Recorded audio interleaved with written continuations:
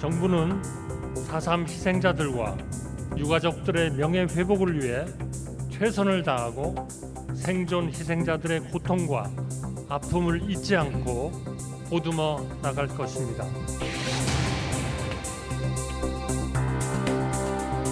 아마도 내년엔 총선을 목전에 두고 표를의식해서 얼굴을 비출 겁니다.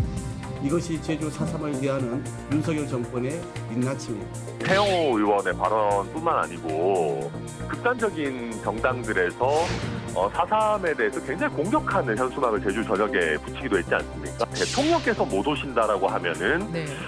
최소한 당대표께서 오셔가지고 시급한 민생 현안들이 있습니다. 우리 당이 가지고 있는 4.3 사건에 대한 그런 무고한 희생자에 대한 그런 추모의 마음은 예나 지금이나 한결같습니다. 사과하실 혹시 의향? 어떤 점에서 사과해야 되는지 아직까지 저는 납득이 되지 않고.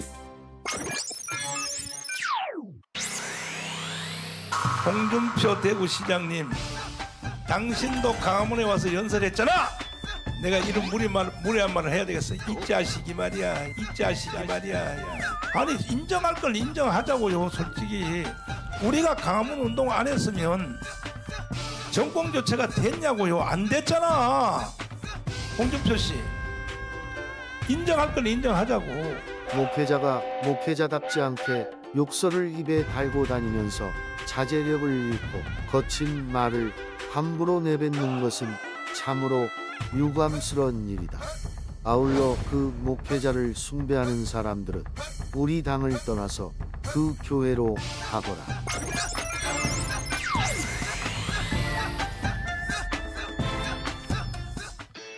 국가대표 정치뉴스쇼 5시 정치배이 시작합니다. 주말 잘 보냈어요? 네, 주말 잘 보냈습니다. 좋습니다.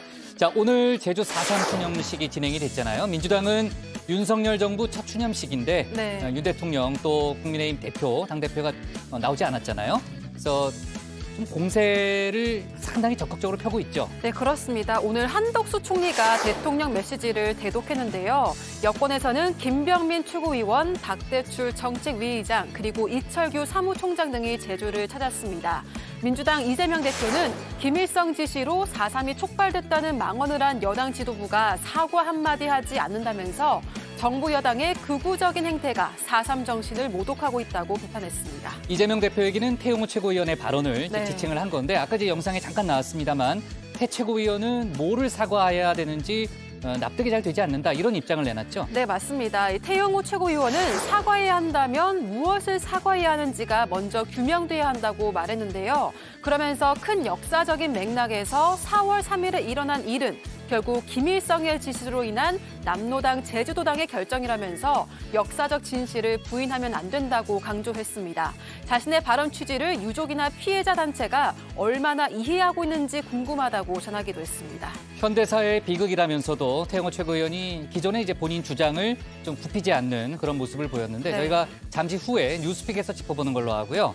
아까 이제 영상에서 나왔습니다만 지난주에 저희가 홍준표 시장 또 목사 전광훈 씨 간의 그 설전을 다뤘었잖아요. 네. 주말 또 오늘까지도 이제 두 사람의 신경전이 뜨거웠는데 오늘은 김기현 대표와 홍준표 시장 간의 설전으로도 번지는 모양새죠. 네, 그렇습니다. 김기현 대표는 최근 홍 시장과 전광훈 씨 간의 갈등에 대해서 바람직하지 않은 일이라며 확전을 차단했습니다.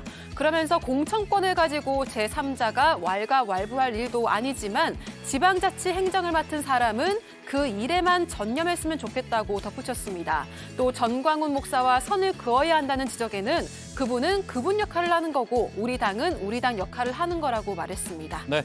어쨌든 이제 양비로운 성격이긴 합니다만 홍준표 시장에는 대구시 행정에만 좀 신경 썼으면 좋겠다는 이제 그런 얘기고 김 대표의 발언에 대해서 홍준표 시장이 곧장 입장을 내놨죠. 네, 이 홍 시장은 최근 당 지도 하락에 대해서 지도부를 강하게 비판했는데요. 오후에는 자신을 향한 김기현 대표의 발언을 직격했습니다. 전 목사에게 발목이 잡힌 당도 아닌데 그에게는 한마디 말도 못하고 자신을 질타한다면서 그 밑에서 잘해보라고 응수한 건데요. 또 자신은 유일한 현역 당 상임 고문이라면서 중앙 정치에 관여할 권한과 책무가 있다 이렇게 얘기를 했습니다. 네, 그러니까 전광훈 씨 밑에서 잘해봐라 또 네. 이런 얘기를 또 했군요. 자, 좋습니다. 주민에서 제가 짚어보는 걸로 하고요. 지금 국회에서는 대정부 질문이 진행 중이잖아요. 네. 아까 잠깐 보니까 이제 한동훈 장관에 대한 공세가 뜨겁던데 저희가 속보 반영해 가면서 회의를 진행할게요. 네. 속보 잘 좀 챙겨요. 알겠습니다. 네, 갈게요.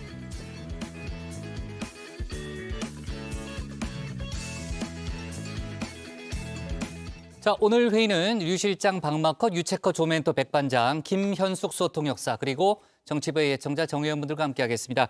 조금 전 얘기했던 대로 지금 이제 국회에서 대정부 질문도 진행 중이니까요. 저희가 속보 반영해 가면서 회의를 진행하겠습니다. 회의가 진행되는 동안에는 소통반장, 백반장이 정 의원분들의 의견을 챙길 예정인데요. 오늘 응답하라 주제는 뭡니까? 네, 오늘의 응답하라 주제 전해드리겠습니다. 홍준표 대구시장과 사랑제일교회 목사 전광훈 씨가 연일 설전을 벌이고 있죠. 김기현 국민의힘 대표는 오늘 두 사람 모두에게 경고장을 날리기도 했는데요. 오늘은 여기에 대해서 여러분의 생각을 나눠볼 예정입니다. 유튜브에 정치부 회의 실시간 이렇게 검색하시면 댓글 보내실 수 있으니까요. 많은 참여 부탁드립니다. 오늘 월요일부터 참 뉴스가 많은 하루인데요. 서둘러서 가보도록 하겠습니다. 유한울의 뉴스픽 5부터 오늘의 정치부회의 출발하겠습니다.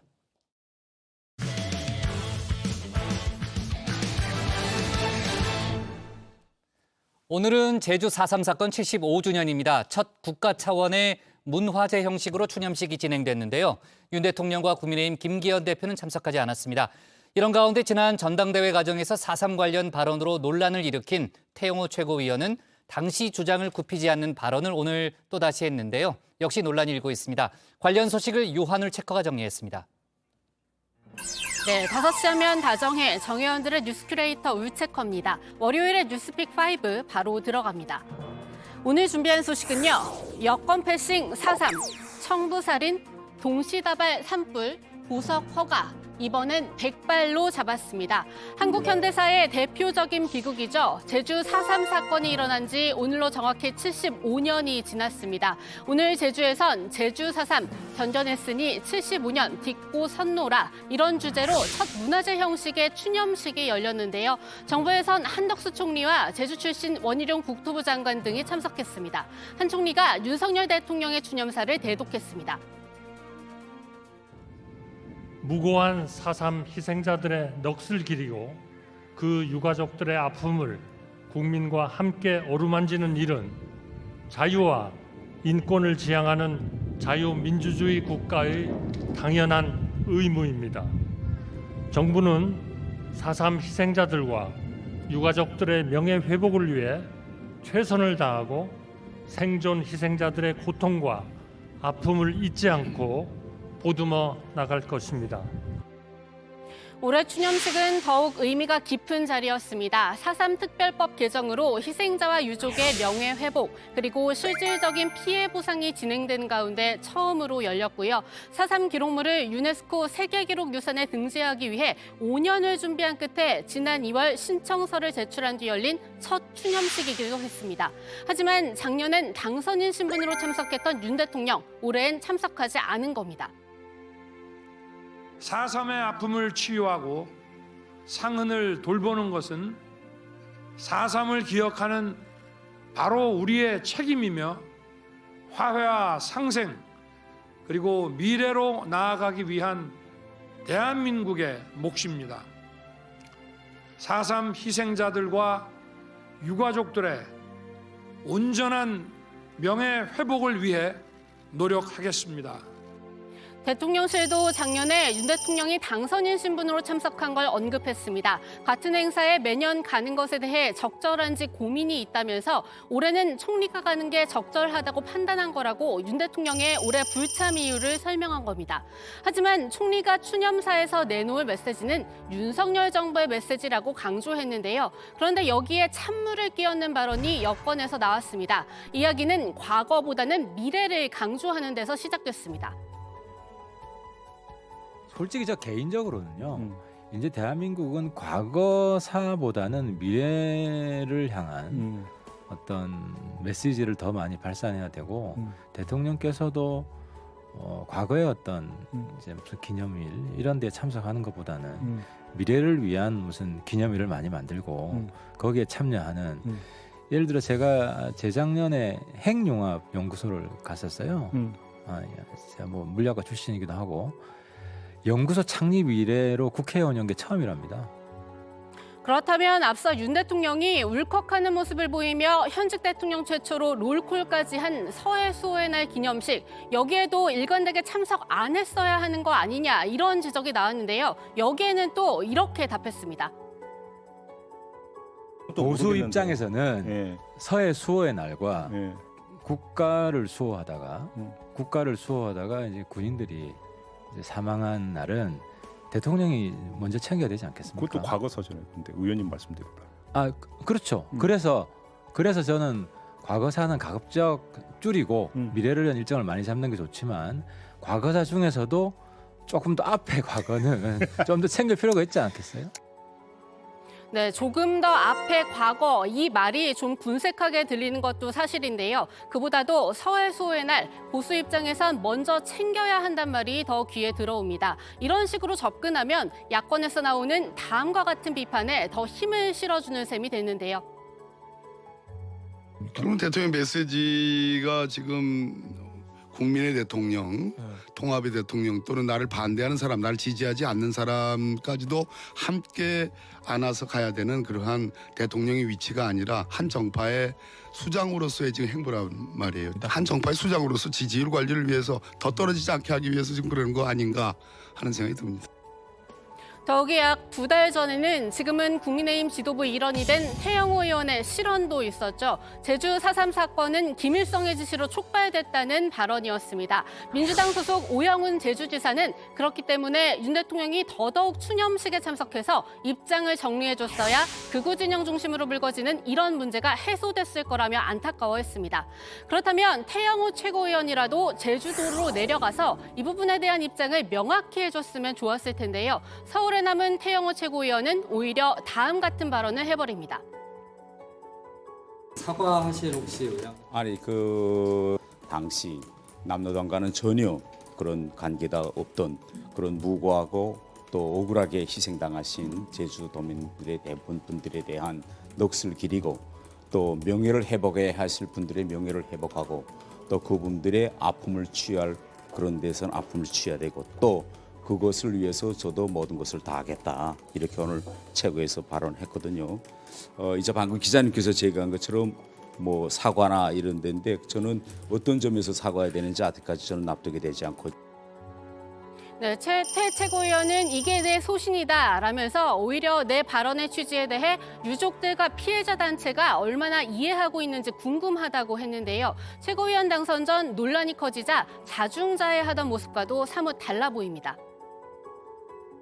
대한민국에서의 단선을 무조건 파탄시키라는 소련 공산당의 지시와 이 지시를 받아서 김일성이 남로당 박헌영에게 전달했고 당시 박헌영은 평양에 있었습니다. 그렇게 돼서 제주도뿐만 아니라 당시 남한 전역에서 50 단선을 파탄시키기 위한 남로당의 활동이 있었거든요. 그래서 이 큰 맥락에서 보고 여기에 따라서 제주도당도 이런 결정을 내렸고요. 이런 역사의 진실은 저는 부인하면 안 된다.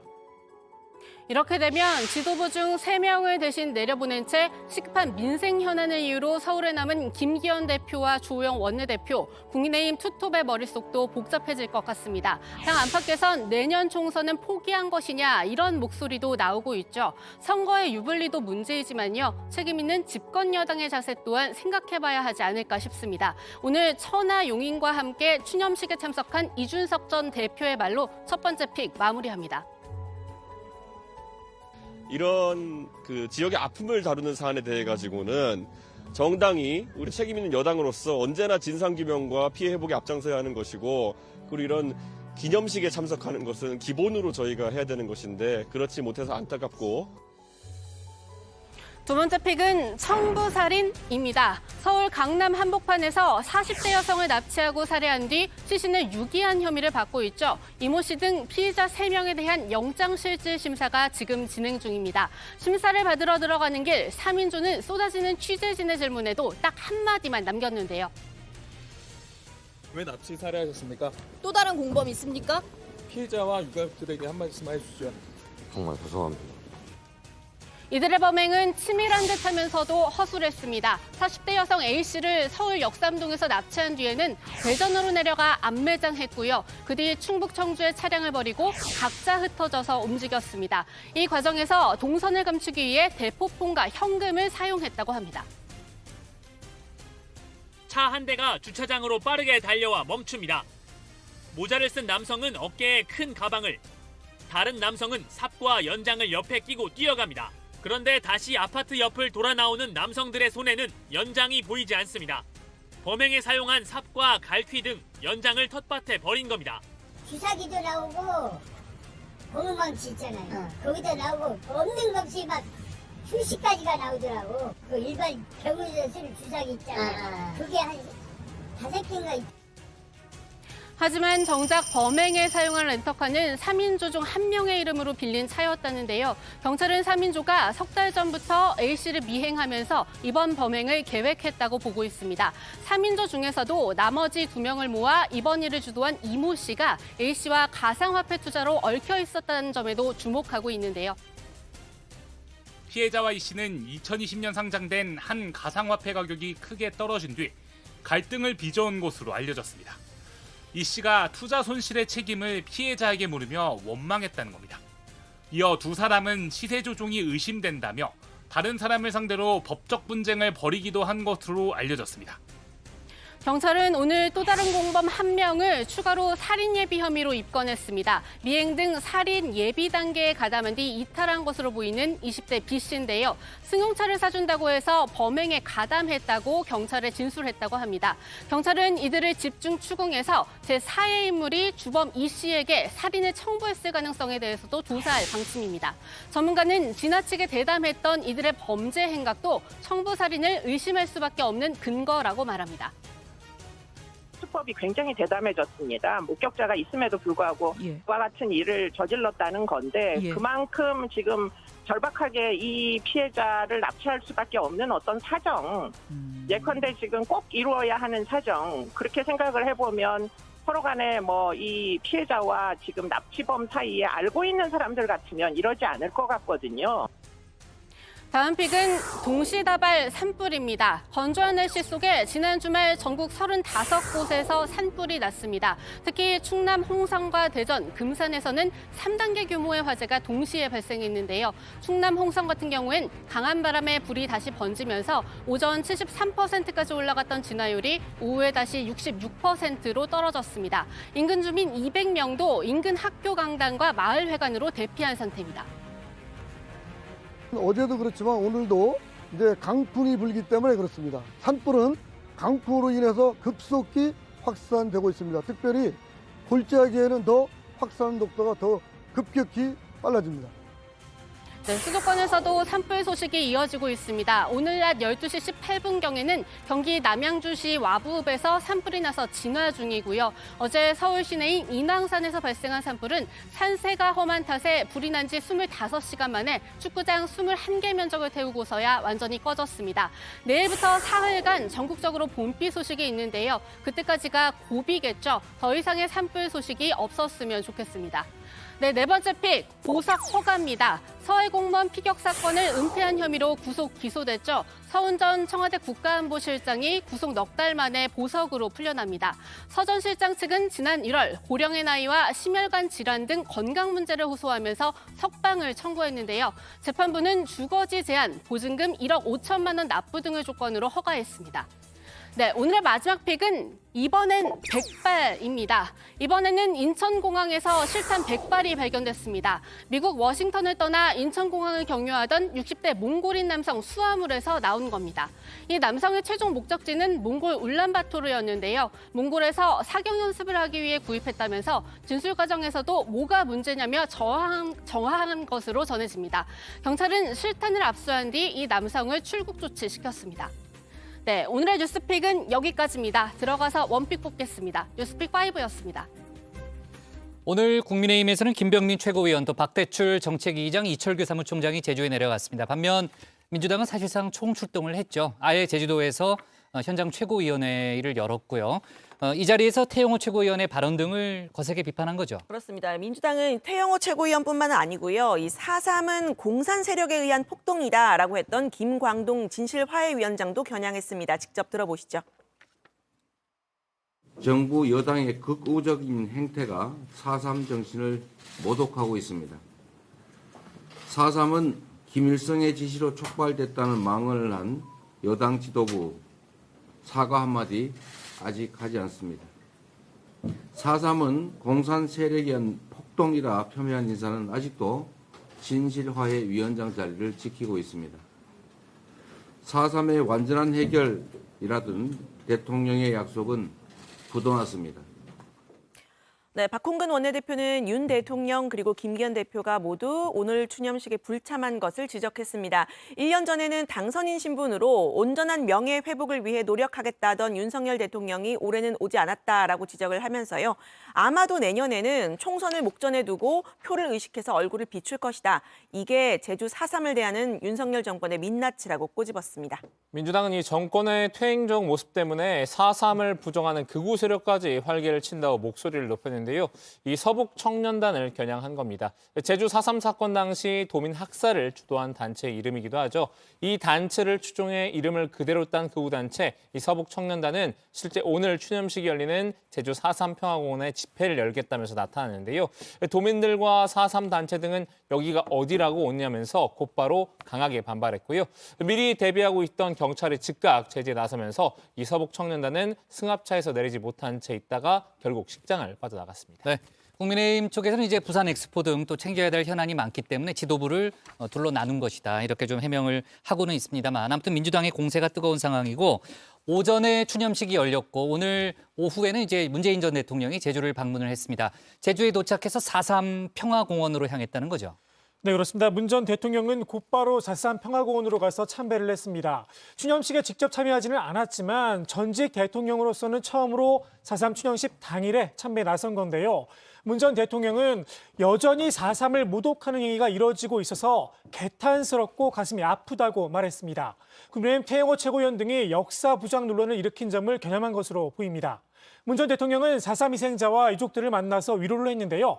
오늘 저녁 식사도 함께할 계획이라고 합니다. 네, 윤건영 의원이 조금 전에 한 얘기 보니까 문재인 전 대통령이 당분간 정치인을 안 만날 거다 뭐 그런 얘기도 하던데 아마 박지원 전 국정원장의 전원으로 최근에 이제 당내에서 좀 아마 논란이 됐던 거를 의식한 게 아닌가 싶고요.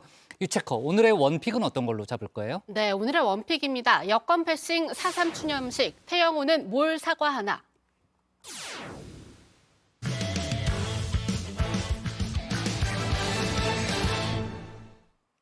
한일 정상회담의 후폭풍 이어지고 있죠. 민주당은 후쿠시마 원전 오염수 방류와 수산물 수입 규제 철폐 문제를 대여 공세의 중심에 놓았습니다. 이재명 대표는 한미 정상회담에서 오염수 방류 문제를 의제로 삼아야 한다고 주장했는데요. 국민의힘은 대통령실이 여러 차례 밝혔던 대로 후쿠시마 수산물 수입은 없다면서 민주당을 향해서 괴담 유포를 중단하라고 했습니다. 관련 논란 국회 상황실에서 자세히 짚어봅니다. 윤석열 대통령은 후쿠시마 원전 오염수 해양 방출을 저지하라! 네, 후쿠시마 원전 오염수 방출과 인근 수산물 수입 규제 철폐 문제요. 다시 우리 정치권의 뜨거운 감자로 떠올랐습니다. 삭발식까지 이렇게 감행을 했던 민주당. 이 지난 한일 정상회담에서 어떤 대화가 오가는지 밝히라면서 국정조사까지 요구를 했죠. 대정부 질문 첫날인 오늘도 이 문제가 뜨거웠습니다. 일단 일본이 2년 전 예고했던 후쿠시마 원전 오염수 방류 일정 올해 봄에서 여름 사이, 그러니까 곧입니다. 여기에 일본이 윤석열 대통령 방일 당시에 원전 인근의 수산물 수입 규제 철폐까지 요구한 사실이 알려지면서 논란이 됐는데요.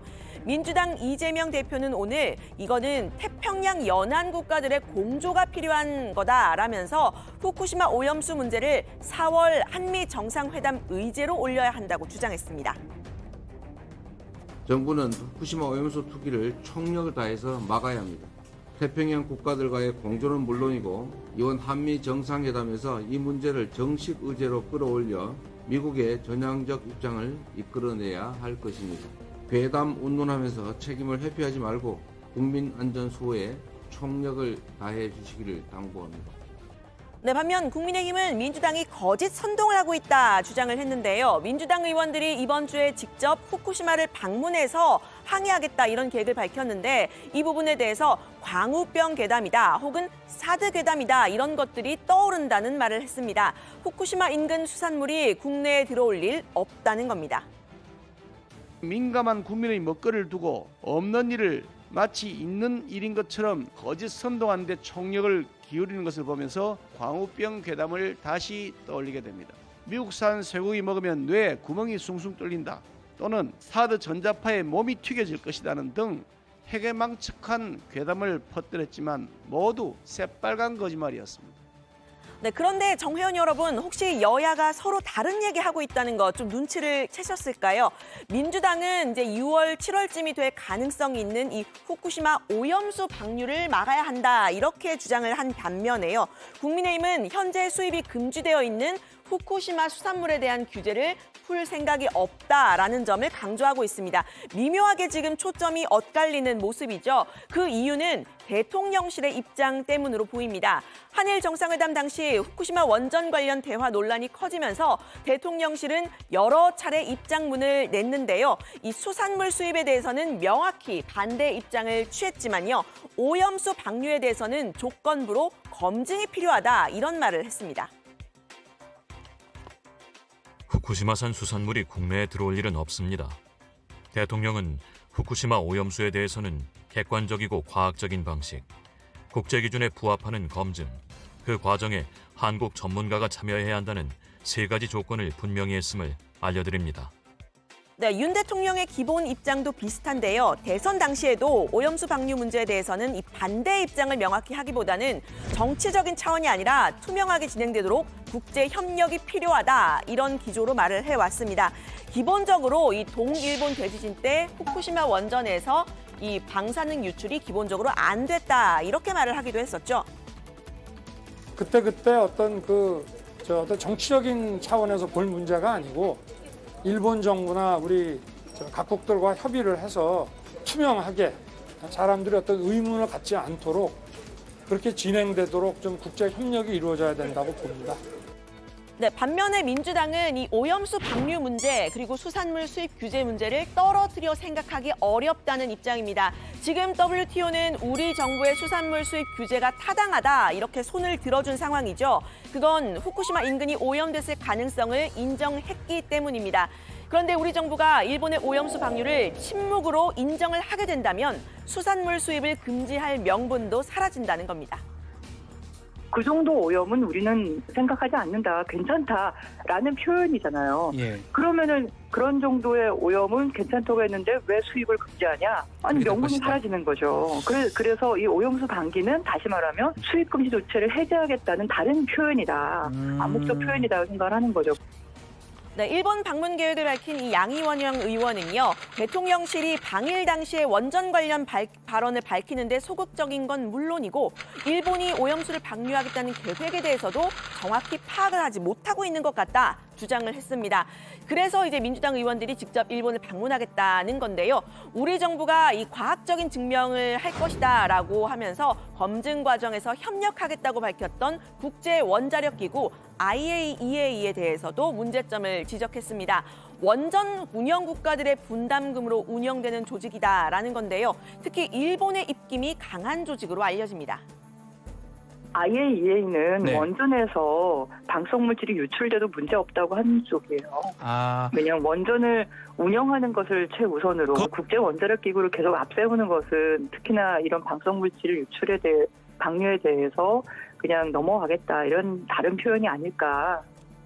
네, 국민의힘은 민주당 의원들의 일본 방문, 일본발 가짜 뉴스들의 힘을 실어주는 일이다 비판을 하고 있습니다. 후쿠시마 수산물 수입 없다고 여러 차례 밝혔던 우리 정부를 믿지 못하는 거냐? 일종의 친일 행위다라는 겁니다.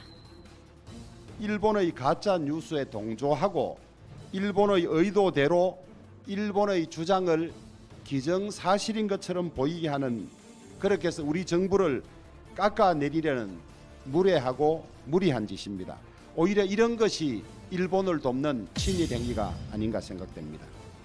네, 그런데 지금 일본이 예고했던 이 오염수 방류 시한이 임박한 상황이죠. 뭐가 됐든 당장 조치가 좀 필요해 보이는데요. 가장 민감한 지역은 다름 아닌 제주도입니다. 민주당 소속의 오영훈 제주지사는 정부 차원의 적극적인 접근이 필요하다고 했습니다. 만약에 오염수가 방류되게 되면 첫 번째로 피해를 받게 되는 지역은 제주 연안입니다. 그렇기 때문에 다른 어느 지역보다 앞서서 피해가 발생할 것으로 예상되고 있기 때문에 저는 정부 차원에서 이 후쿠시마 원전 오염수 방류 문제에 대해서 더 적극적으로 접근해야 된다고 생각하고요. 네, 이 오염수 방류에 대한 제주도의 접근이야말로 정치적이어서 될 일은 아니겠죠. 원희룡 국토부 장관 역시 전임 제주지사로서 당시 과거 일본의 결정에 대해서 우리 정부의 적극적인 행동을 요청한 바가 있습니다. 제주와 대한민국은 단 한 방울의 후쿠시마 오염수도 용납할 수 없습니다. 후쿠시마 오염수는 200일 만에 제주에 닿는다고 합니다. 그로부터 80일 이후엔 동해 앞바다에 도달한다고 합니다. 일본 정부는 어떠한 노력도 하지 않은 채 모든 필요한 절차를 생략하고 방류를 강행하기로 결정했습니다. 이제는 말로 아니라 행동할 때가 되었습니다. 우리 정부도 유감 표명만 하고 있을 때가 아닙니다. 네, 이 한일 정상회담 이후에 불거진 현안과 논란들, 이 후쿠시마 원전 관련 문제뿐만이 아니죠. 윤 대통령이 조만간 이 독도는 우리 땅이다라는 대국민 선언을 하면서 한일 관계의 원칙을 명확히 밝힐 거라는 보도가 나왔습니다. 정면 대응에 나서겠다는 건데요. 강제동원 피해자 제3자 변제안 등으로 윤석열 정부가 시도하고 있는 한일 간의 안보, 경제 협력과 또 영토 주권의 문제는 별개 사안이다라는 점을 명확히 하기 위한 거라고 합니다. 다만 이 정부와 여당 모두 한일 정상회담에서 독도가 거론된 적은 없다는 점만큼은 분명히 하고 있는데요. 정상회담의 결과에 대한 엄호에 나선 국민의힘 김기현 대표는 독도 얘기가 계속 나오는 게 오히려 논란이 될 수도 있다면서 민주당을 향해 이렇게 말했습니다. 아예 거론조차 되지 않았던 독도 문제를 가지고서 분쟁거리를 스스로 만들고 있는 민주당이야말로 독도를 국제 분쟁 지역으로 만들고 있는 우를 범하고 있다. 이것은 국익을 해치는 심각한 반국익 행위다 하는 지적을 드리지 않을 수가 없습니다. 네, 수십 년간 논쟁거리가 되어온 독도 문제, 대통령실 역시 정교하게 접근을 해야겠죠. 독도를 직접 방문해서 거칠게 입장을 밝혔다가 오히려 국제적으로는 영토 분쟁 지역인 것처럼 비칠 뻔했던 그런 과거 사례가 없지 않았다는 점 상기해야 할 듯합니다. 독도를 지금 우리가 지켜야 되고 또 여기가 많은 사람들이 이제 관심에서 많은 환경이 파괴되지 않도록 친환경적 섬을 만들어야 됩니다. 네, 오늘 오후부터 지금도 진행 중인 이 대정부 질문에서도 이 민주당은 한일 정상회담 결과에 대한 문제를 많이 제기를 했는데요. 또 오늘 출석한 한동훈 법무부 장관을 향해서 이 헌법재판소의 검수완박 결정에 대한 질의도 쏟아냈습니다. 얼른 들어가서 이야기를 해보겠습니다. 오늘 발제는 이렇게 정리합니다. 이재명 대표, 후쿠시마 오염수 한미 정상회담 의제로, 김기현 대표, 수산물 수입 없다, 광우병 괴담 떠올라. 오늘 오후 3시부터 국회에서는 이제 대정부 질문이 진행 중입니다. 사흘 동안 진행이 되는데 오늘은 정치 외교 안보 분야고요. 여러 가지 쟁점이 있습니다. 저희가 다뤘던 한일 관계부터 여러 가지 이슈들이 있는데 일단 아까 제가 정치부에 들어오기 직전까지 저도 좀 봤는데 한동훈 장관에 대해서 질문이 많이 쏟아지더라고요. 일단 헌재의 검수완박 결정에 관해서 민주당 의원들이 공세를 폈죠. 네, 그렇습니다. 한 장관은 헌재 결정에 대해 문제가 많은 결정이라고 생각하지만 존중하고 그 취지에 맞춰 법을 집행할 거라고 했습니다. 헌재 결정에 불복하느냐는 민주당 김혜재 의원의 질문에는 법률가로서 판단을 할 수 있다. 많은 국민들이 헌재 결정을 비판하고 있고 저도 같은 생각이라고 답했는데요. 헌법재판소에는 헌재 상소제도가 없다면서 불복할 제도적인 방법이 없다고도 했습니다. 네, 민주당 의원들과 이 한동훈 장관의 설전에 국어사전도 등장을 했습니다. 민주당 의원들이 이른바 검수원복 시행령을 되돌려야 한다 이렇게 주장을 하면서 법령에 있는 등이라는 단어를 두고 논쟁을 벌인 겁니다. 한 장관은 시행령 통치가 아니라 법의 위임에 따른 적법한 시행령이다 라면서 이 부패 범죄, 경제 범죄 등이라고 되어 있기 때문에 수사 범위를 적법하게 추가한 것이다 이렇게 주장을 했고요. 김혜재 의원은 이 국어사전에서 등을 찾아봤냐 한정적인 것이라는 뜻이다. 이렇게 이야기를 하니까 한 장관이 제가 본 국어사전과는 좀 다르다. 등은 이어질 수 있는 부분이다. 등가로 이어지는 것이다. 이렇게 설명을 하면서 두 사람이 설왕설래를 벌이는 모습이었습니다. 네. 자, 한 장관이 이제 50억 클럽 특검을 포함한 이른바 쌍특검에 대해서도 비판적인 입장을 많이 보여왔잖아요. 오늘 대정부 질문에서도 입장을 밝혔다는 거죠. 네, 그렇습니다. 한 장관이 특검이 오히려 진실규명에 도움이 안 된다고 했는데요. 오늘도 특검이라는 게 어떤 사안을 파헤치기 위한 게 아니라 다른 사람을 보호하기 위한 맞불식이라면 국민들이 이해하지 못할 것이다 라고 했습니다. 김혜재 의원이 쌍특검에 대한 국민의 찬성 여론이 높자고 하자 이재명 대표에 대한 체포동의안 부결이 잘못됐다는 여론도 50%가 넘는다. 왜 그런 건 안 보시냐고 했습니다. 대정부 질문 분위기 상당히 날서 있었는데요. 김 의원이 한 장관에게 애창곡이 뭐냐고 묻자 이른바 청담동 술자리 욕을 의식한 듯 윤도호는 아닙니다 라고 답하기도 했습니다. 네. 자, 뭐 차기 총선 차출론에 대한 질문도 좀 많이 나왔고 일단 한동훈 장관은 저와 무관한 일이다라는 그런 얘기를 했고 조금 전에 또 박용진 의원 같은 경우에는 이제 노웅래 의원을 기소한 거는 이재명 대표 기소를 위한 간복이 아니었느냐. 국회를 한동훈 장관이 농락했다. 뭐 이런 얘기도 하고 아무튼 이제 한동훈 장관에 대한 공세가 좀 이어지고 있는데 그 이후에는 아마도 이제 한일 관계라든지 후쿠시마 수산물 수입 같은 여러 가지 또 이슈들이 등장할 걸로 보이는데 류정아 실장이 얘기 안 해도 잘 챙길 거죠? 네, 내일 좀 추가로 자세히 좀 다뤄주기로 하고요. 자, 한미 정상회담이 이제 한 달도 채 남지 않았습니다. 저희가 지난주에도 관련 속보들을 좀 많이 다뤄봤는데 주말까지 이제 나온 얘기를 종합해 보면은 일단은 블랙핑크와 레이디 가가의 공연이 트리거 역할은 했다. 뭐 방아쇠 역할은 했다라는 그런 분석이 많이 나오고 있는 거죠. 네, 그렇습니다. 이제 표면적으로 나온 이야기가 그 블랙핑크의 공연 이야기였는데요. 미국 측에서 공연 여부를 타진해 왔는데 이 일정을 포함한 양국 정상 부부 간 일정 등과 관련한 주요 보고가 누락됐다는 겁니다. 이 공연을 제안한 사람이 질 바이든 여사였기 때문에 더 문제가 됐다는 이야기가 나오고 있는데요. 이 공연 비용을 어디서 부담할지에 대해서도 논란이 됐다는 설도 등장했습니다. 외통위 소속인 국민의힘 하태경 의원은 보고 누락은 사실이고 김성환 전 실장 이 잦은 사퇴했다고 설명했는데요. 이 경질설은 사실이 아니고 외교 정책 방향에 대한 문제도 아니었던 걸로 안다고 주장했습니다. 보고 누락이 있었던 건 사실이고 이제 그 과정에서 비서관들이 이제 사퇴를 했잖아요. 근데 이제 이게 이제 언론에 자꾸 나니까 이제 김성환 실장이 이제 부담이 컸던 모양이에요. 자진 사퇴를 본인이. 그래서 대통령께서는 처음에는 이제 만류를 하다가 이제 더 커지니까 이제 뭐 결국 교체되는 이런 상황이 됐다고 합니다. 야권에서는 좀 다른 얘기를 하고 있다는 거죠, 류 실장. 그렇습니다. 문재인 정부의 탁현민 전 의전 비서관은 이 블랙핑크 공연이 있었다면 안보실 보고 사안은 아니라고 말을 했습니다. 차라리 의전 비서관이 보호해야 할 사안이다 이렇게 주장을 했는데요. 실제 그 공연이 문제가 좀 됐다고 하더라도 제안자로 질 바이든 여사의 실명이 등장한다든가 이런 건 외교적인 결례에 가깝다고 주장했습니다. 실제로 김성환 전 실장은 카운터파트인 제이크 설리번 백악관 국가안보보좌관이 한 번도 블랙핑크 공연 얘기를 꺼낸 적이 없었다. 이렇게 대통령실에 소명했다는 동아일보 보도도 있었는데요.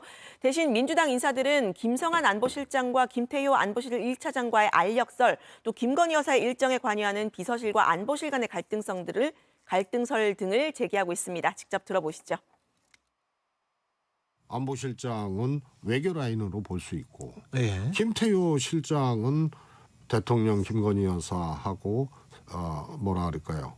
좀 지근거리에 있는 사람이 아니냐. 그래서 김태호 차장이 있는 한은 안보실장이 누가 돼도 실장 위에 사장 역할을 하는 거예요. 실장 위에 사장 역할을 할 것이다. 하고 있을 것이다. 그래서 이 충돌이 저는 근원적이지 않나 보고요. 한일 관계 얘기를 조금 더 해보면요. 일단 윤석열 정부 관계자 또 국민의힘 쪽에서는 사실상 문재인 정부에서 한일 관계를 방치해왔다 이렇게 주장을 하고 있잖아요. 문재인 정부 관계자는 또 사실이 아니다 이렇게 반박을 했다는 거죠.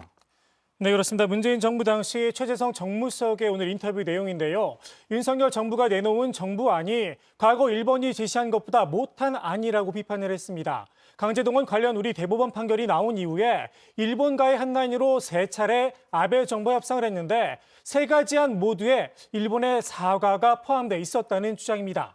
최 전 의원은 일본이 제안한 안이 금이라면 윤 대통령의 이번 해법은 구리, 동도 안 된다고 했습니다. 당연히 이 세 가지 다, 원, 투, 쓰리 다 사과를 전제로 하는 거였어요. 일본이 사과를 전제로. 그래서 첫 번째, 두 번째 협상안은 뭐 지금 윤석열 정부가 했던 거하고는 비교도 안 되는 거고, 세 번째 일본이 제시한 안도 지금 안보다 10배, 100배는 아니에요. 자, 그리고 민주당 주도로 국회를 통과한 양곡관리법에 대해서 윤석열 대통령이 내일쯤 제2요구권, 그러니까 거부권을 행사할 가능성이 높아 보이죠. 네, 그렇습니다. 만약 이제 그렇게 된다면 윤석열 대통령의 거부권 행사 1호 법안이 되는 셈인데요. 일단 오늘 국회 농해수위는 국민의힘이 불참을 했고요. 민주당과 무소속 윤미향 의원만 참석을 했습니다. 이 자리에서 윤 대통령에게 거부권을 공식 요청한 한덕수 총리를 비판하는 발언이 쏟아졌는데요. 김승남 의원은 이 총리가 선동적이고 선정적인 내용으로 담화를 발표했다라고 지적을 했고요. 이원택 의원은 농민들의 삶에 대한 인식이 아니라다 이 전형적인 관료주의적인 정책 판단이다라는 내용으로 비판을 했습니다. 그리고 이원택과 신정훈 의원 두 사람은 이후에 농민단체들과 함께 항의 기자회견을 한 다음에 삭발식을 진행을 했습니다. 지난주인가요? 후쿠시마 오염수 방류 관련해서 윤재갑 의원이 삭발식을 했잖아요. 그러니까 민주당 의원이 삭발식을 한 거는 이번이 이제 두 번째고요. 자, 그리고 조금 다른 얘기인데 지금 이제 민주당이 이른바 쌍특검에 상당히 속도를 올리고 있잖아요. 정의당 입장이 뭐 약간 미묘하게 민주당하고는 다른데 오늘은 쌍특검 쪽에 좀 힘을 실어주는 발언이 나왔다는 거죠. 네, 그렇습니다. 오늘 정의당 이정미 대표는 기왕에 상정된 50억 클럽 특검과 김건희 여사 특검을 국회 법사위에서 통과시키기 위해서 앞장서겠다고 했습니다. 일단 50억 클럽 특검은 법사위 제일 소위에 회부된 상황인데요. 국민의힘을 향해서 소위에 불참하고 논의를 거부한다면 단독으로라도 가야 한다고 했습니다. 특검에 부정적 의견을 밝혔던 한동훈 장관을 향해서도 경고망동을 멈추라며 국회 결정 사안인 특검에 대해서 장관이 가타부타 판단하는 것 자체가 정치 개입 행위라고 했습니다. 앞서 이 정의당은 민주당이 주장한 대장동 특검 대신에 이제 50억 클럽 특검법을 국민의힘과 협의해서 이 법사위에 상정을 했는데요. 김건희 특검법과 함께 국회 본회의에 바로 이 패스트트랙을 올리자는 민주당의 주장과는 좀 선을 그었습니다. 민주당 이중대론 탈피에 고심 중인 정의당의 행보로 해석이 됐는데요. 이정미 대표는 오늘 이 김건희 특검법, 그러니까 이 김 여사의 도이치모터스 주가 조작 특검 또한 숙려 기간이 끝나는 대로 이 바로 법사위에서 정식 절차를 밟아야 한다고 주장했습니다. 민주당 일각에서도 이 김건희 특검의 가장 좋은 방식은 법사위 상정 후에 토론을 거쳐서 본회의에 처리한 것이란 말이 나온다고도 했습니다. 네, 쌍특검도 있고 한일 관계도 있고 또 양곡관리법도 있고 4월 국회가 이제 막 시작됐는데 여야의 충돌이 아주 거셀 것 같은 그런 분위기네요. 자, 좋습니다. 오늘 발제 이렇게 정리하겠습니다. 이재명 오염수 정상회담 의제로 김기현 광우병 괴담으로 제목을 잡겠습니다. 다음은 조익신 멘토의 정치 인사이드로 갑니다.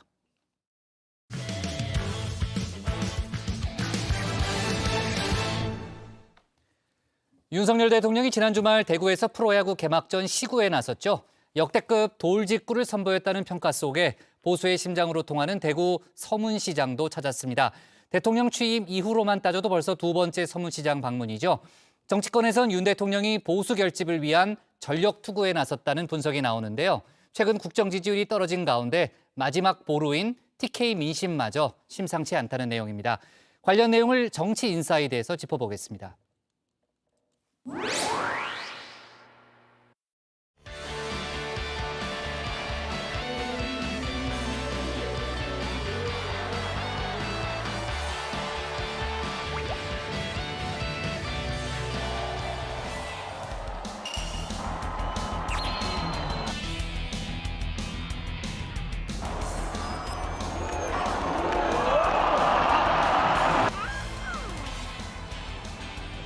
윤석열 대통령이 대구에서 프로야구 개막전 시구에 나섰습니다. 스트라이크 존을 통과한 윤 대통령의 공, 허규영 KBO 총재는 역대급 돌직구란 평가를 내놨는데요. 윤 대통령의 야구 사랑은 익히 알려져 있죠. 야구 명문인 충안고 출신에 대학 시절에도 야구부 활동을 했다고 합니다. 그래서일까요? 시구 연습부터 진심이 묻어났습니다.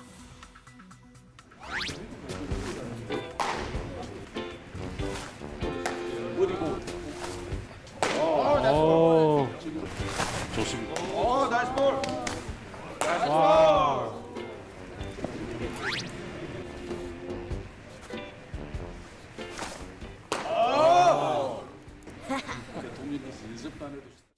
윤 대통령의 성공적인 투구. 온라인에선 WBC 한일전 당시 일본 기시다 총리의 시구 모습이 덩달아서 소환됐는데요. 스트라이크 존에서 한참 벗어났었죠. 자칫 포수가 공을 놓칠 뻔했습니다. 정치권에서도 윤 대통령의 돌직구에 호평이 이어졌습니다. 저 시구는 잘하시더라고요. 네, 너무 좋으시더라고요. 원래 그 야구 명문고 아닙니까, 중암고가. 그래서 아마 네네 잘하신 것 같습니다.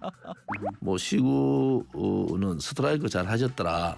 허구현 그 말대로 총재, 뭐 케이블 총재, 예. 돌직구를 했다. 이렇게.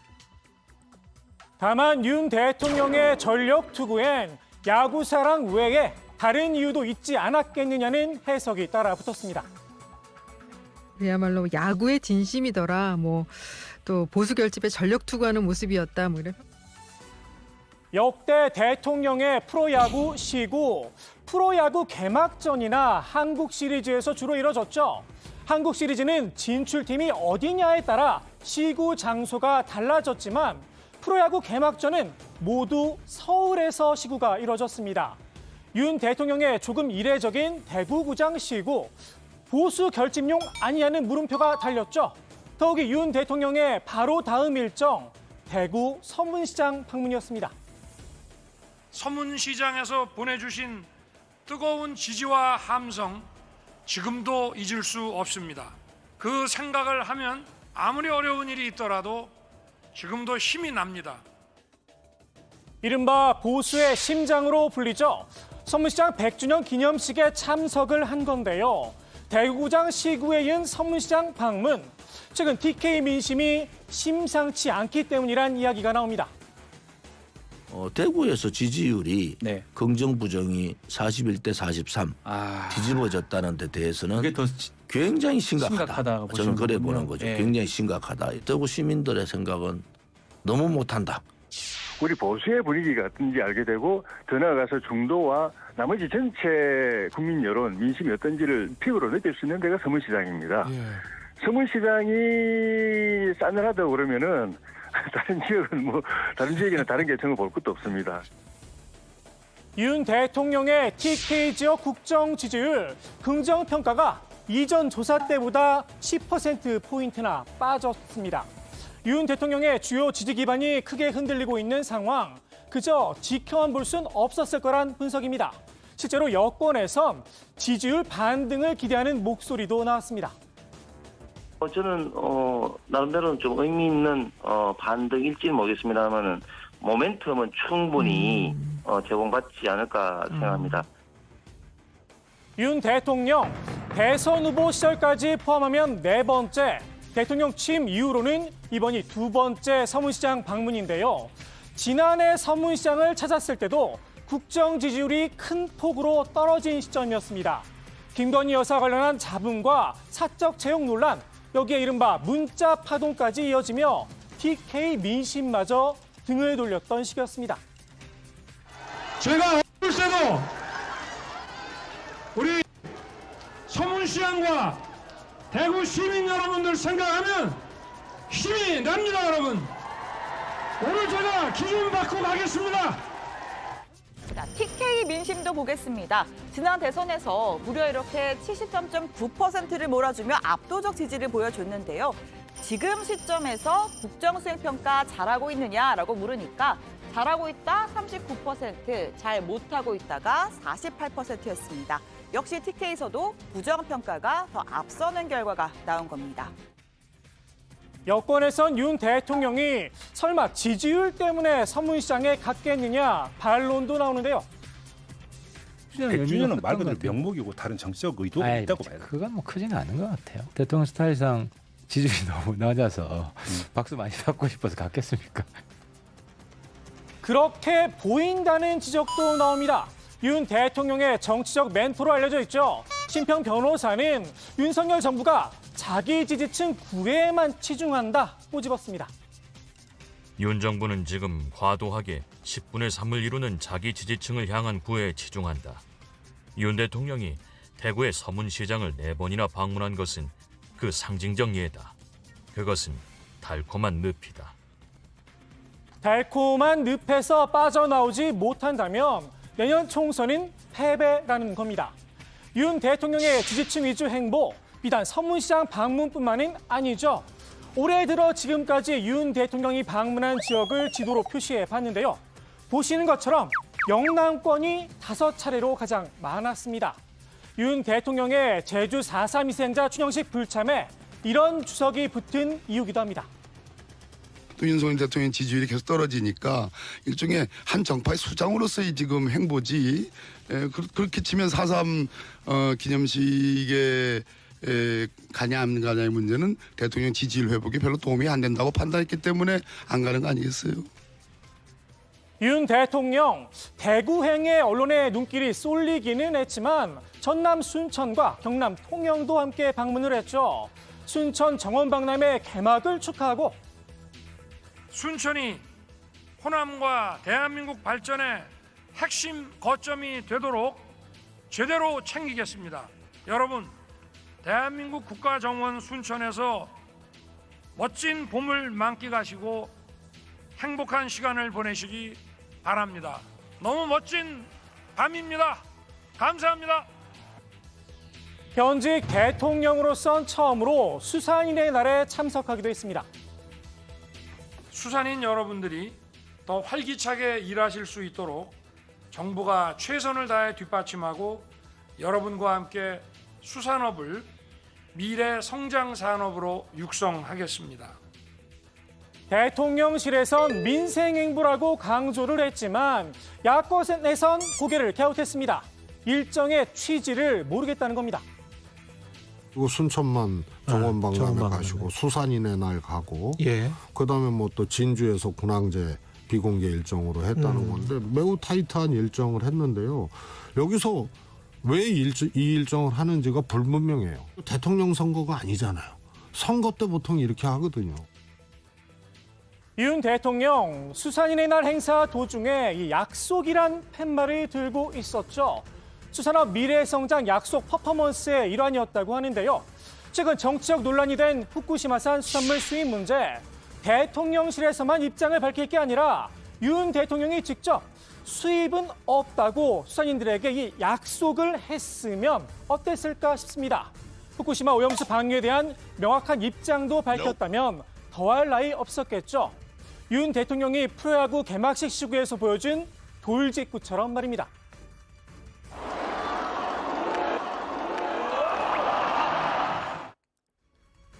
윤 대통령의 지지율이 크게 떨어진 이유, 한일 정상회담 후폭풍의 영향이 크죠. 특히 일본 관계자발 뉴스들이 대통령실을 곤혹스럽게 하고 있는데요. 우리 정부, 일본 기시다 총리의 엉터리 시구를 받아내던 포수 신세가 된 게 아닌가 싶기도 합니다. 오늘의 정치 인사이드, 기시다 총리의 시구 영상으로 마무리합니다.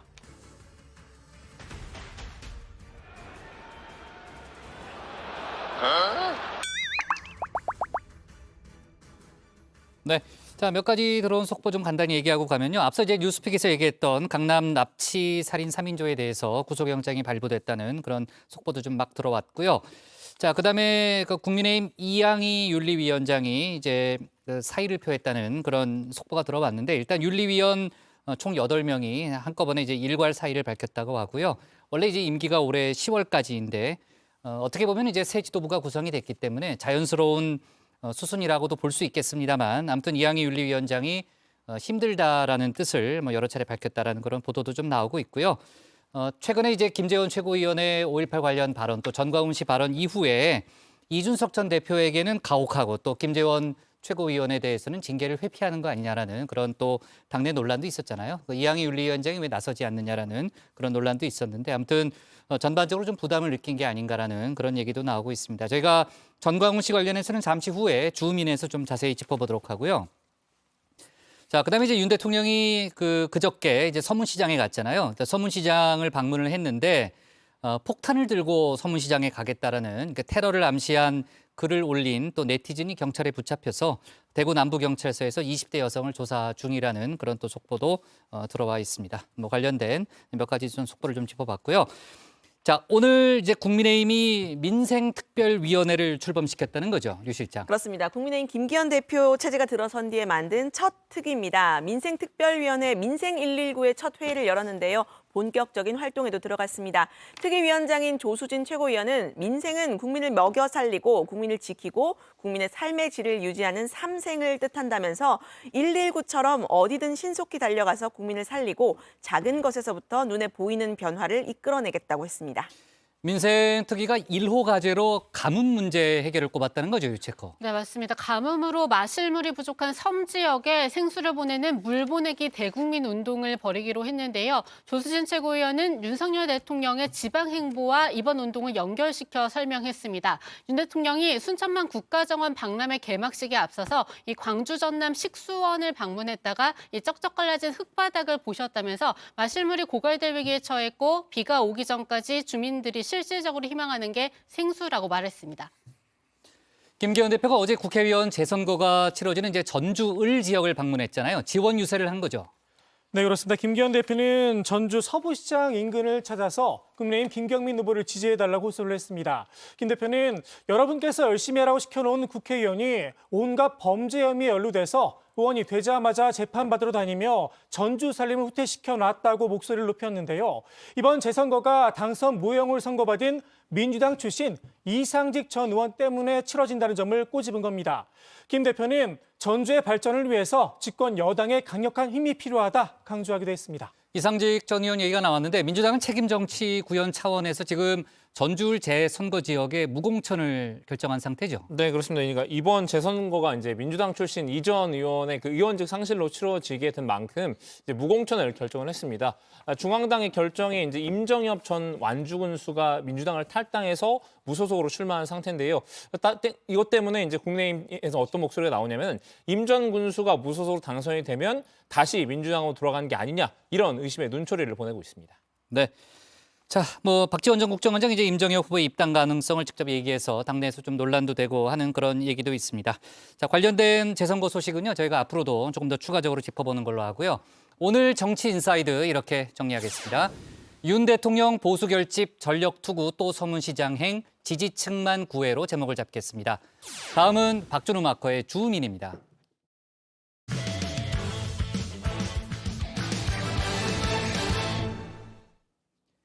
김재원 최고위원발 전광훈 씨 후폭풍이 여전히 거센 분위기입니다. 김 최고위원이 사랑제일교회 목사 전광훈 씨와 관련된 실언으로 홍역을 치른 뒤 사과했죠. 이 불똥이 벼랑간 홍준표 시장에게 튀면서 전 씨와 홍 시장의 설전이 이어졌습니다. 김기현 대표는 오늘 양쪽 모두에게 자중을 요청했는데요. 관련 내용을 주민에서 짚어보겠습니다. 나는 국민의힘 정당 자체를 개조해야 된다고 생각합니다. 어디라고 말이야. 아니 다 죽은 대한민국을 가문이 살려놓으니까 지금 와서 뭐라고? 김재원이 뭐 틀렸다고? 내가 또 욕 한마디 할까요? 야 이 자식들아, 이 자식들아. 니들은 정치 붙잡고 밥 처먹고 사는 놈이야 이놈아. 네, 이 사랑제일교회 목사 전광훈 씨 직업은 목회자 이것만 이 보수 정치권에 상당한 영향력을 행사하고 있습니다. 지난 29일 한 유튜브 방송에서 욕설을 섞어가며 국민의힘을 비난을 했죠. 그 이유는 뭘까요? 헌법 정신에 5.18 정신을 헌법에다 넣겠다. 그런다고 전라도 표가 나올 줄 압니까?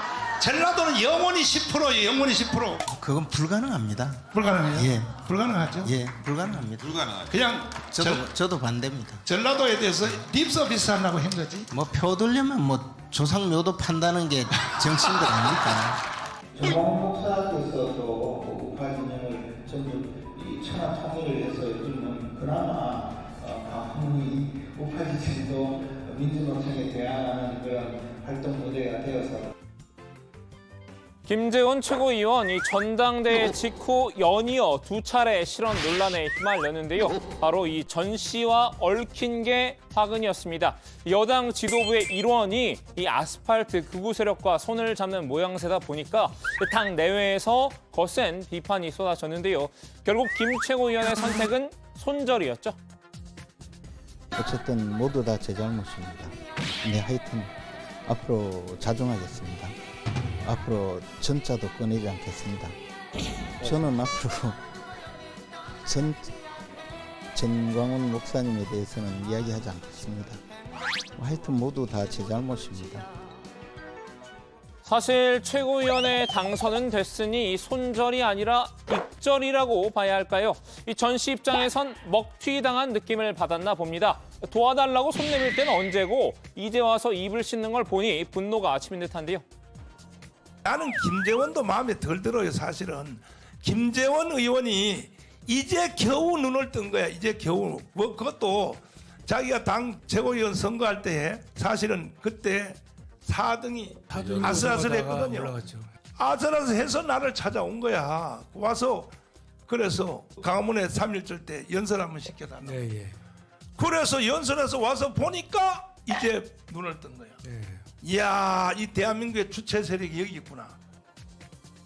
불똥은 홍준표 대구시장에게 튀었습니다. 이 홍 시장, 전 씨와 관련된 두 차례 설화에서 누구보다 앞장서 김 최고위원을 비판을 했었죠. 이 김 최고위원의 제명까지 거론했었는데요. 오늘까지 사흘 연속 페이스북에 김 최고위원을 비판했습니다. 인성이 나쁜 사람은 정치가 아니라 사치를 하기 때문에 교원 영색으로 국민을 속이는 나쁜 짓만 골라 한다. 이렇게 꼬집었는데요. 전광훈 씨는 홍 시장 때문에 이 김 최고위원과 틀어졌다고 생각한 모양입니다. 김 최고위원을 향했던 분노의 불길은 고스란히 홍 시장에게 옮겨 붙었는데요. 저는 김재원 의원 뭐 전에부터 좀 알고 있었지만은 아까 말씀드린 대로 사과하지 말아야 돼. 그렇죠. 사과를 하니까 문제가 되는 겁니다. 맞아요. 그런데 뭐 홍준표를 비롯해서 제명하라. 저 앞에서 적전 분열을 하고 있는 거죠. 홍준표 대구시장님, 당신도 강화문에 와서 연설했잖아. 내가 이런 무례한 말을 해야 되겠어. 이 자식이 말이야. 당신이 그 14야. 홍준표. 이 자식이 말이야. 어디라고 지금도 말이야. 이게 대한민국 붙잡은 이 자식은 이 밥 먹고 산 도군 줄 알아. 대한민국이. 전 씨에게 공개적으로 욕을 먹은 홍 시장, 아마 이런 심정이었을 텐데요. 로또를 돌리려고 하는데 서재비가 빠졌네. 이런 상황을 어이가 없다 그래요. 지금 내 기분이 그래. 어이가 없네. 홍 시장, 이 과거 전광훈 씨가 주최한 광화문 집회에 갔던 적이 있죠. 그 이후부터 해명했는데요. 전 씨가 아니라 이재호 고문의 부탁으로 참석했다는 겁니다. 조국 사태를 거치면서 유선 대통령이 아니라 조직 공적 집단과 같이 한 집단의 속에 불과하다. 그래서 대통령으로 인정하기 어렵다. 홍 시장은 이 국민의힘이 전 씨를 끊어내지 않으면 국민들로부터 버림받을 것이라고 경고하기도 했는데요. 전 씨를 숭배한 사람들은 국민의힘을 떠나서 그 교회로 가라고 불쾌감을 드러냈습니다. 목회자가 목회자답지 않게 욕설을 입에 달고 다니면서 자제력을 잃고 거친 말을 함부로 내뱉는 것은 참으로 유감스러운 일이다. 웬만하면 한때 반문재인 전선에서 공동투쟁을 했던 터라 그냥 넘어가려고 했는데 이젠 같이 논쟁하는 것조차 민망하다. 더 이상 대꾸하지 않겠다. 전 씨도 곧바로 맞대응에 나섰습니다. 이 공식 보도 자료를 통해서 홍 시장을 재차 비판했는데요.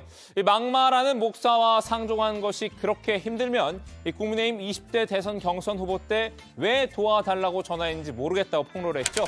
이 막말의 아이콘인 홍 시장이 누굴 훈계하실 그런 상황은 아니라고 본다라고 비꼬았죠. 또 홍 시장의 탈당 후 복당 이력을 두고 요즘 하는 일이라고는 내부 총질에만 몰두하니 왜 돌아왔나 싶을 정도라고 깎아내렸습니다.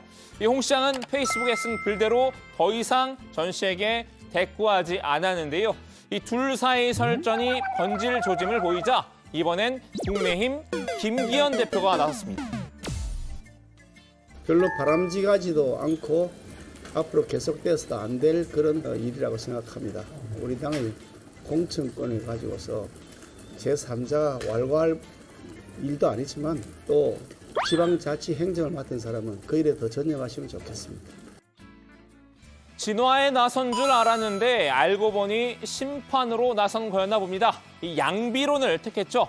전 씨도 적당히 타일 넣었지만 동시에 홍 시장에게도 중앙 정치보다 대구시정에 더 신경을 쓰라며 공개 경고를 날렸습니다. 무승부를 선언한 꼴인데요. 사실 김 대표 이 전 씨와 안면몰수하고 지내기엔 보통 인연은 아닙니다. 이 폐악한 정권, 독재 정권을 향해 외치는 이사야와 같은 선지자가 저런 정광훈 목사님이라고 생각합니다, 여러분. 당내에선 우려의 목소리가 터져 나왔는데요. 이 당 지도부가 극단적인 주장을 하는 전 씨와 분명히 선을 긋고 가야 한다는 겁니다. 너나 잘하세요. 너나 잘하세요. 라고 또 말씀드리고 싶지만은 그러니까 이게 이제 그런 겁니다. 지금 우리가 정광훈 목사 같은 분은 원래 한결같이 이런 터무니없는 얘기를 하는 사람이었습니다. 당신이 뭐길래 그러냐라고 우리가 웃어 넘길 수 있는 분위기가 돼야 되는데 지금은 여당의 수석 최고위원이라고 하는 분이 천하통일을 한 인물로 추앙하고 있다 보니까 이걸 그냥 웃어 넘길 수 있는 거야라고 하는 불안감이 드는 상황인 것이거든요. 지금은 당이 전 씨에게 발목을 잡힌 모습을 보이고 있다는 지적이죠. 지금이라도 아예 싹을 잘라내야 한다는 주장도 있는데요. 이 양반 우리 당에서 쫓아내야죠. 쫓아내야 되고 정광훈 이분이 우리 당 당원인지 모르겠는데 혹시 당원이면 바로 출당을 시켜야 되고요. 그래 왜 옛날에 이 양반이랑 같이 붙어 먹어가지고 편성해서 그런 일을 하다가 그러니까 다시 이제 화살이 돼서 자기한테 돌아가잖아요. 김 대표는 이 중간에 끼어 상당히 난처한 듯한데요. 일단은 이 전 씨와 어느 정도 거리를 두는 분위기입니다. 우리 당은 정광훈 목사와 뭐 강한 선을 그어야 될 만큼 관계가 없었습니다. 정광훈 목사 그분이 역할을 하시는 것이고 우리 당은 우리 당의 역할을 하는 것이어서 정광훈 목사 우리 당의 지도부도 아니고요. 그분이 가지고 있는 개인적 의견을 그냥 여러분들께서 들으시고 우리 당도 들을 건 들었고 또 참고할 건 참고하겠지만 또 아닌 것은 아니라고 말씀드리는 것이라고 이해하시면 되겠습니다. 자, 오늘은 이 전광훈 씨란 소용돌이에 휘말린 국민의힘 소식을 전해드렸습니다. 이 국민의힘 어찌 보면 짧게는 지난 전당대회, 길게는 지난 정권 때 이 반문재인 공동전선을 형성을 하면서부터 전 씨와 엮인 후과를 치르고 있는 듯한데요. 오늘 주민은 한때 국민의힘과 한솥밥을 먹었던 이 우리공화당 조원진 대표의 조언으로 마무리하겠습니다. 문재인 정광훈 목사의 행태가 옳지 않다. 왜냐하면 정치는 현실이잖아요. 그런데 종교와 정치가 같이 한다. 종교는 신비주의, 기적주의인데 결국은 그래 되면은 극단적으로 갈 수밖에 없어요. 그래서 이번에 경선하면서 김재원 의원이 제일 김재원 최고가 제일 혜택을 많이 봐서 수석됐으니까 물불 안 가리고 정광훈 목사를 파는데. 그렇게 하지 마라. 왜냐하면요. 그 또한 윤석열 대통령한테 엄청 부담 갈 겁니다. 나중에. 네, 김재원 최고위원이 이제 전광훈 씨 관련 발언으로 또 홍역을 치렀고 아까 이제 박마커가 얘기했던 대로 사과하면서 일단락이 되는 게 아닌가라는 또 그런 분위기가 있었는데 홍준표 시장과의 설전이 뜨거워지면서 국민의힘 내부가 또 상당히 시끄러운 그런 상황이고 오늘 국민의힘 김기현 대표가 이제 관련 언급을 했습니다. 아까 이제 양비론이라고 얘기했습니다만 전광훈 씨와 또 홍준표 시장을 뭐 양쪽 다 비판을 했는데 어떻게 보면 또 중간에 낀 모양새 같기도 하고 일단 오늘 발언만 좀 뽑아놓고 보면은 양쪽을 다 비판하는 그런 형식이었죠. 네, 그렇습니다. 김기현 대표가 정광훈 씨와 홍 시장 간의 설전을 두고 우리 당 공천을 가지고 제3자가 왈가왈부할 일도 아니지만 지방자치 행정을 맡은 사람도 그 일에만 전념했으면 좋겠다고 답했는데요. 전 씨는 유튜브에서 국민의힘에 대한 불쾌감을 고스란히 드러냈죠. 자신과 선을 긋는 김재원 최고위원과 김 최고위원의 제명을 요청한 홍 시장을 향해서 최고위원이고 개뿔이고 다 필요 없다. 내년 4월 10일 선거에서 공천 주지 마. 다 잘라버려라 라면서 비난한 건데요. 김 대표는 제3자인 전 씨가 공천 얘기를 꺼낸 것도 주의를 줬지만 홍 시장에게도 대구시장에 집중하라 이렇게 경고를 한 셈입니다. 네, 홍준표 시장이 이제 중앙 정치에 대해서 또 계속해서 이제 발언을 하고 있는데 아무튼 김기현 대표의 발언이 어떻게 보면 수위가 좀 셌죠. 이제 김 대표의 입장에 대해서 이제 홍준표 시장이 마음에 상당히 들지 않았던 것 같아요. 바로 이제 입장을 냈는데 김기현 대표를 또 거세게 비판을 했죠. 네, 그렇습니다. 이제 홍 시장은 김 대표의 발언이 보도가 된 이후에 이 페이스북에 글을 남겼습니다. 전 목사에게 무슨 발목이 잡힌 당도 아닌데 저렇게 방향무인하게 욕설을 쏟아내도 그에겐 한마디 말도 못하고 오히려 너는 지방 일만 잘하라고 나를 질타했다? 이렇게 반문을 했는데요. 그러면서 이 과거 김 대표가 전 씨를 칭송했던 말을 빌려서 이사야 같은 선지자라고 스스로 추켜 세웠으니까 그 밑에서 잘 해보세요라고 비꼬았습니다. 또 이 전 목사가 만든 자유통일당으로 당명 개정도 검토해 보시던가라고 비아냥대기도 했습니다. 네, 홍 시장은 자신이 중앙당 상임 고문이라는 점도 강조했는데요. 나는 그냥 대구시장이 아니라 당대표를 2번이나 지내고 없어질 당을 바로 세운 유일한 현역 당 상임 고문이라고 했습니다. 그러면서 중앙정치에 관여할 권한과 책무가 있다고 했고요. 참 어이없는 당대표 발언이라고 김 대표를 직격했습니다. 네. 앞서 이제 황교안 전 대표가 또 황교안 씨를 이제 고소하겠다라는 그런 입장도 좀 밝히기도 했는데 아무튼 전광훈 씨를 둘러싼 여러 가지 이제 얘기들이 많이 나오고 있고 아까 앞서서 제가 속보로 전했습니다만 이항희 윤리위원장과 윤리위원들이 이제 일괄 사의를 표명했잖아요. 이제 새로 윤리위가 구성이 되면 또 김재원 최고위원의 발언이라든지 전광훈 씨에 대해서 또 관련된 여러 가지 또 조치가 있을 수도 있다라는 그런 얘기도 있습니다. 자, 다른 얘기로 좀 넘어가 보세요. 이제 국민의힘 하영재 의원에 대해서 이제 구속영장이 청구가 됐고 지난번에 이제 국회에서 체포동의안이 가결이 됐잖아요. 오늘 구속 전 피의자 신문, 그러니까 영장실질심사를 받았다는 거죠. 그렇습니다. 하영재 의원은 오늘 오후에 영장실질심사를 위해서 창원지법에 출석을 했습니다. 하 의원은 혐의를 인정하느냐라는 취재진의 질문에 법원에 들어가서 다 이야기하겠다고 짤막하게 답했습니다. 구속영장 발부 여부는 이르면 오늘 결정될 것으로 보이는데요. 하 의원은 지난해 6일 지방선거를 앞두고 경남도의회 도의원 선거 예비 후보자 공천을 도와주는 대가로 예비 후보자 측으로부터 7천만 원을 수수한 혐의를 받고 있습니다. 또 자치단체장과 보좌관 등으로부터 지역사무소 운영 경비 등의 명목으로 5,750만 원을 받은 혐의도 있습니다. 네, 검찰이 하 의원에 대해서 구속영장을 청구했고 지난달 30일 국회 본회의에서 하 의원에 대한 체포동의안 표결이 진행이 됐는데요. 당시 하 의원은 신상 발언을 통해서 누구를 협박하거나 부당한 지시를 한 적이 없다. 인신이 속박되지 않는 상태에서 법이 보장하는 방어권이 보장되도록 해달라 이렇게 호소를 했죠. 하지만 체포동의안이 가결되면서 오늘 영장실질심사를 받게 된 겁니다. 좋습니다. 오늘 주민 제목 이렇게 정리하겠습니다. 전광훈 소용돌이 14인 여당, 홍준표 대 전광훈 설전에 양비론 택한 김기현으로 제목을 잡겠습니다.